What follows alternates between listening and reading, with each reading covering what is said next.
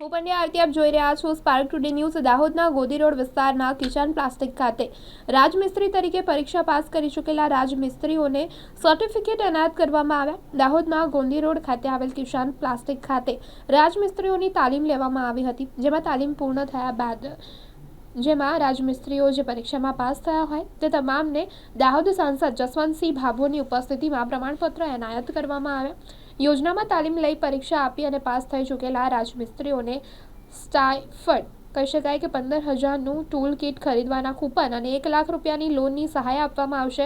Certificate વિતરણ કાર્યક્રમ દાહોદના સાંસદ જસવંતસિંહ ભાભોર, દાહોદના ધારાસભ્ય કનૈયાલાલ કિશોરી, દાહોદ જિલ્લા પ્રમુખ શંકરભાઈ અમલિયાર, દાહોદ જિલ્લા મહામંત્રી નરેન્દ્રભાઈ સોની, લીમખેડાના પ્રભારી વિનોદભાઈ રાજકોર, વોર્ડ નંબર 1ના કાઉન્સિલર લખનભાઈ રાજકોર સહિત ભારતીય જનતા પાર્ટીના કાર્યકર્તાઓ, હોદ્દેદારો અને પરીક્ષા પાસ કરી ચૂકેલા તમામ રાજમિસ્ત્રીઓ ઉપસ્થિત રહ્યા।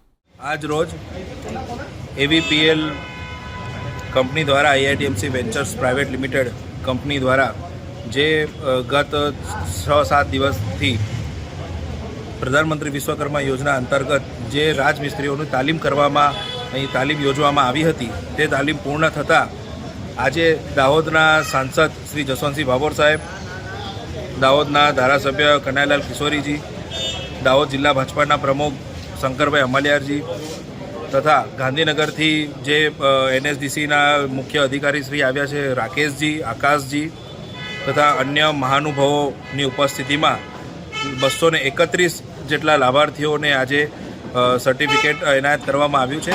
આ સર્ટિફિકેટની સાથે સાથે એમને 15,000ની ટૂલકીટ પણ રજીસ્ટ્રેશન થઈ છે, જે ગવર્મેન્ટના રૂલ્સ પ્રમાણે MSME ડિપાર્ટમેન્ટ દ્વારા એમના એડ્રેસ પર એ ટૂલકીટ પણ 15,000ની મોકલવામાં આવશે।